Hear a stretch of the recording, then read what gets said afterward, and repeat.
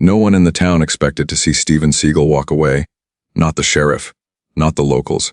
Not the thugs who had just confronted him inside the bar. All anyone saw was this: Steven stepping out into the quiet night. The thugs following behind him, engines revving, confident. Each of them certain that the man in front of them would panic, would fight, would make a mistake. People leaned out of windows. They whispered, "Is he backing down? Is he scared? Did he just walk away?" But what they didn't know was this: Steven was not retreating. He was positioning, every step measured, every glance calculated, every movement designed to read the situation, control it, and prepare for what was coming. Sometimes the most dangerous moment isn't when a man strikes. It's when he walks calmly through a storm, silently assessing, fully aware of every variable. It's in those moments when he shows no fear, that chaos itself begins to hesitate. The street was dark and empty. The distant hum of engines grew louder. Headlights flashed intermittently. The night seemed to hold its breath. The air thickened with tension. Steven did not panic. He did not run. He did not flinch. His focus was sharp. Every sound, every shadow, every movement was analyzed. The thugs believed they held the advantage. They thought confidence alone would intimidate him. They thought that follow-through, noise and aggression would break him. They were wrong. Steven observed. He read body language. He noted distances. He sensed the moment where an attack could begin and prepared for it. Sometimes the calmest man is the deadliest, not because he strikes first, not because he reacts impulsively, but because he understands exactly when, how, and why he must act. Have you ever seen someone walk away and felt that something far worse was about to happen? Steven had come into town quietly. No cameras, no attention, no announcements, just a routine stop on the map, one more town on his route. The streets were narrow, winding between weathered buildings. The town was small, sleepy in appearance, but the few open establishments held life after dark. The bar at the edge of town was the only place welcoming customers this late. Inside, music played softly over the chatter, mixing with the clink of glasses. Laughter echoed from one corner to another. The smell of alcohol, smoke, and spilled beer hung in the air. It was loud, it was chaotic, and to anyone else it felt normal. Steven sat quietly in a corner, unnoticed. No one paid him attention, no one expected anything. A lone figure among strangers nearby. A group of rough men dominated the space without effort. Leather jackets creaked with every movement. Heavy boots thudded across the floor. Their voices were loud, harsh, mocking strangers with careless ease. They didn't just take up space, they owned it. Without a single violent act, they commanded attention. The other patrons gave them wide berth. No one challenged them. No one tried to interrupt. Confidence was enough. Noise and presence were enough, and that was exactly how intimidation works. Steven noticed them. Every glance, every laugh, every smirk, every gesture. But he did not react. He did not engage. He did not even show concern. He remained calm, still, controlled. He sipped his drink slowly. He observed the flow of people, the subtle shifts in energy, the movements that signaled intent, the invisible lines of dominance being drawn in the bar. The most dangerous situations begin when everyone believes nothing is wrong, when noise and comfort mask threat, when aggression hides behind laughter and bravado. And that is exactly what was happening in this bar. The patrons assumed safety. The rough men assumed power. But Steven, quiet and patient, understood the balance of the situation. He did not need to act yet. He did not need to strike. The moment would come if it came, and when it did, he would be ready. For now, all he needed was observation. All he needed was control, and the quiet awareness of a man who knew that danger rarely announces itself. Because sometimes, the calmest man in the room is already 2 steps ahead. One thug noticed Steven. He stared a little too long. His eyes lingered, calculating. Then he made a crude remark, loud enough for others to hear, sharp enough to cut through the low hum of conversation. The other patrons shifted uncomfortably. Some froze, some glanced toward the bar, uncertain what to do. Steven turned slowly, not angry, not loud, just aware. His gaze settled on the man, steady, unwavering. "You should show some respect," Steven said calmly. No threat in his tone, no challenge, just control. The man laughed, a sharp, mocking sound. His friends joined in, echoing the laughter across the bar. The sound was heavy, confident, meant to dominate. Then the man stood, a deliberate motion. He stepped closer, too close, close enough to provoke, close enough to intimidate. "I'm asking you to stop," Steven said again, even calmer this time, measured, firm. The man smirked him. Gasps echoed through the bar. Glasses rattled. People froze mid-conversation. Stephen stepped back, not in fear, not in retreat, but to stand his ground, to position himself between the thug and the room, every movement deliberate, every muscle relaxed yet ready. The energy shifted. Other patrons whispered. Some fumbled with their drinks. The music felt louder in the silence of tension. The sheriff arrived just then. He stepped between them, raising his hands. "Nof," he said firmly. He tried to restore order. "You need to leave town," the sheriff told Stephen. Not because Stephen had done anything wrong. Not because he had escalated the situation. But because these men were dangerous. Because their presence threatened more than just him. Because the law often protects by removal, not justice. The thugs smirked. They assumed victory. They assumed the city had cleared the path for them. They assumed that by forcing Stephen out they had won. Twist. The law did not protect him. It removed him. It was a temporary solution, a pause in the storm. The real test was still ahead. Stephen left the bar slowly, calm, measured, controlled. Every step deliberate, every glance scanning the street. He was not afraid. He was aware. And he understood that leaving the bar was not defeat. It was positioning.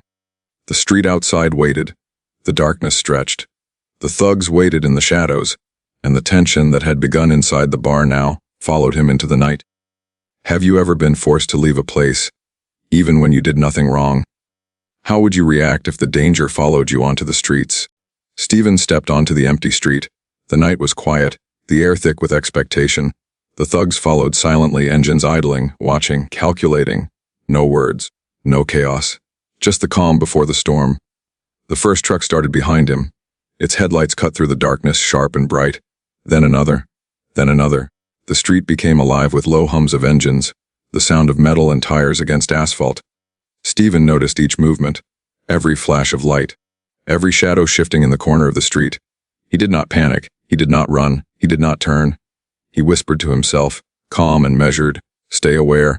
The air smelled of oil and dust. The hum of engines grew louder, closer. Every step he took was deliberate, measured. He kept his eyes on the approaching vehicles. Then one truck swerved sharply in front of him, blocking the road completely, the headlights blinding, the engine growling, the tires crunching gravel beneath them. The men stepped out, confident, smiling, certain. "You shouldn't have walked away," the leader said, voice low but heavy with menace. Stephen stood still, feet planted, hands relaxed at his sides, every muscle ready yet calm, every movement deliberate, not a twitch wasted, not a signal given. The other men spread around, positioning themselves, one to the left, one to the right, another just behind. They assumed dominance through numbers, confidence, and aggression. But danger doesn't always roar. It doesn't always rush. It doesn't always show its teeth immediately. Sometimes danger is calm. It is deliberate. It is confident. It is measured. And that is exactly how these men looked. Stephen's eyes swept the street, noting every distance, every angle, the tires of the trucks, the stance of the men, the slightest hint of movement that could signal an attack. He did not speak. He did not raise his voice. He did not flinch. Every observer on the street could feel it, the tension in the air, the invisible lines of threat drawn in the darkness. This was not a chaotic confrontation. It was strategy versus aggression, discipline versus arrogance. The trucks had created a cage, but Stephen did not panic. He did not step back. He did not overreact. He waited, measured, calm. Because sometimes the most dangerous man in a situation is not the one who charges first. It is the one who stands still, between threat and control, patient, aware, ready. And in that silent street, with engines humming and shadows moving, the balance of power was already shifting. The men circled him slowly, like predators surrounding prey. Their boots scraped against the asphalt. Their eyes never left him. One of them moved deliberately, hand brushing the inside of his jacket. The glint of metal hinted at a weapon. Stephen raised a hand, not to strike, not to threaten, but a signal. "I don't want this to go further," he said, calm, controlled. The man laughed, a sharp, short burst of arrogance. "It already has," he sneered. Then he stepped forward, moving with intent, ready to attack. Stephen reacted, not with rage, not with haste, but with precise, fluid motion, one step, one shift, one controlled redirect. The man stumbled, lost his balance, fell to the ground. A knife slipped from his grip and clattered across the street. Metal hitting asphalt echoed in the still night. The other thugs froze. They had expected fear. They had expected hesitation. They had expected chaos, but what they did not expect was skill, precision control. Stephen's voice cut through the tension. You still have time to walk away. Measured, no anger, no threat, just a clear statement of reality. The leader hesitated. For a long moment, he measured the distance between them. He measured the odds. The confidence that had carried him this far now faltered under quiet control. Then he nodded. Slowly, reluctantly, the others followed, one by one. They climbed back into their trucks, engines growling as they pulled away into the night. For a brief moment, Stephen thought it was over. The street quieted. The night seemed to exhale. But it wasn't over. Danger rarely disappears completely. It only pauses, it waits. And tonight, the hunters had not yet realized the real threat. Stephen's eyes scanned the darkened street. Every shadow, every movement, every potential angle. He understood something others often fail to grasp.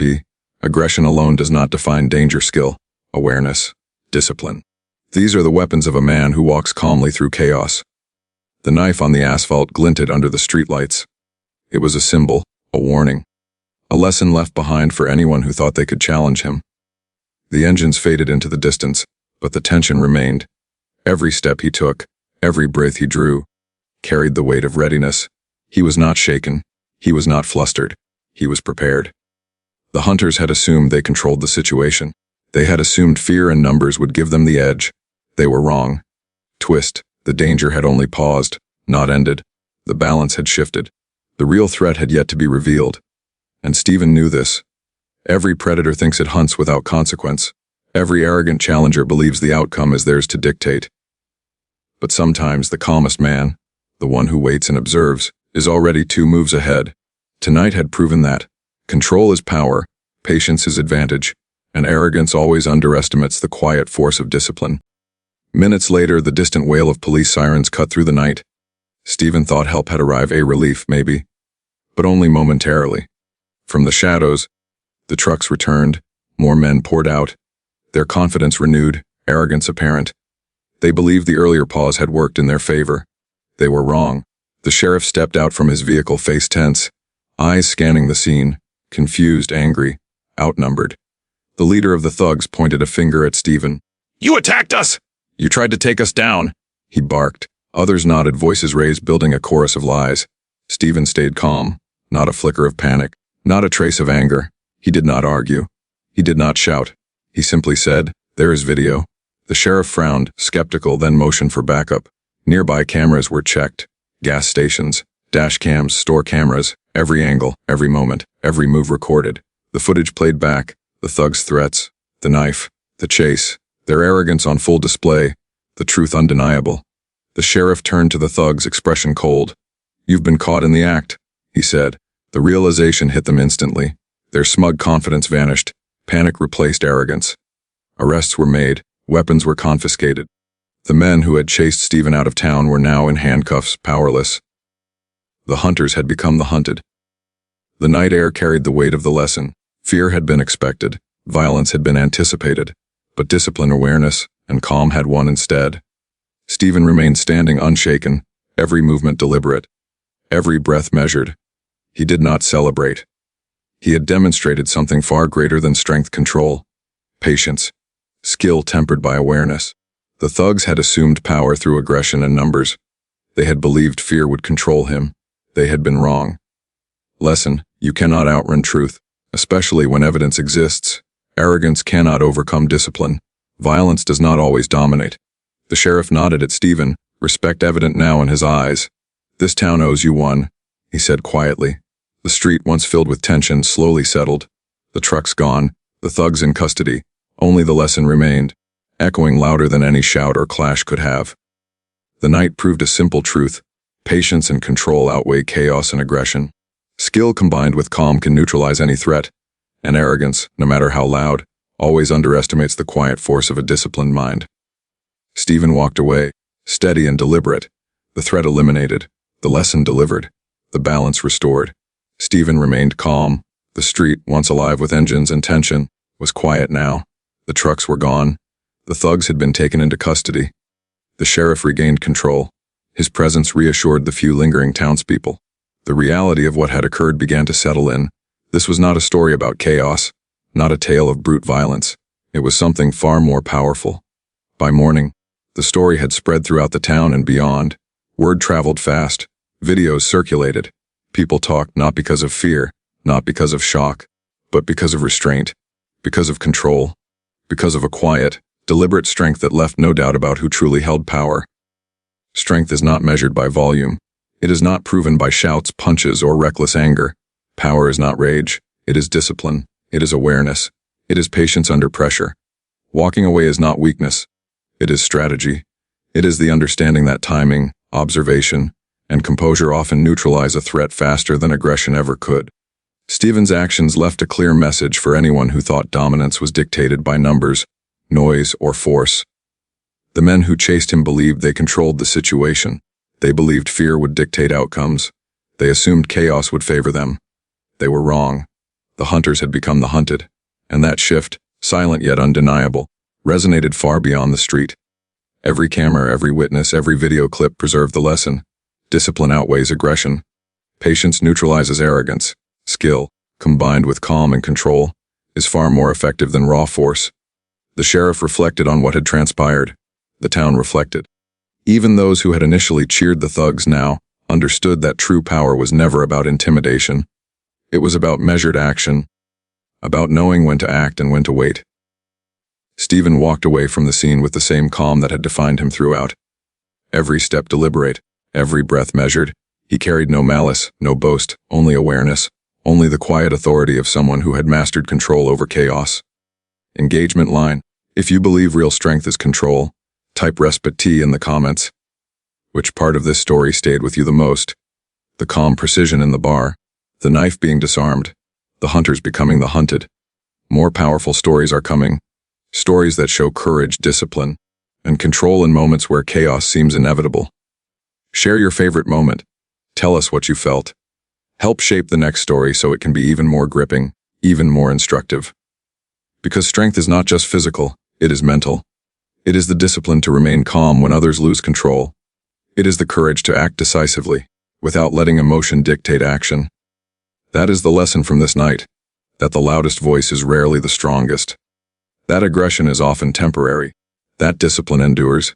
And in a world that often celebrates chaos, those who understand control are the ones who truly leave a mark. The story of Steven Seagal in that quiet town became more than an incident. It became a lesson about strategy, patience, and mastery over both oneself and one's surroundings. For the townspeople, for those who witnessed it, and for everyone who would see it later, one thing was clear. The strongest person in the room is not the one who shouts, but the one who remains calm, the one who acts with precision, the one who understands that restraint can be more powerful than rage.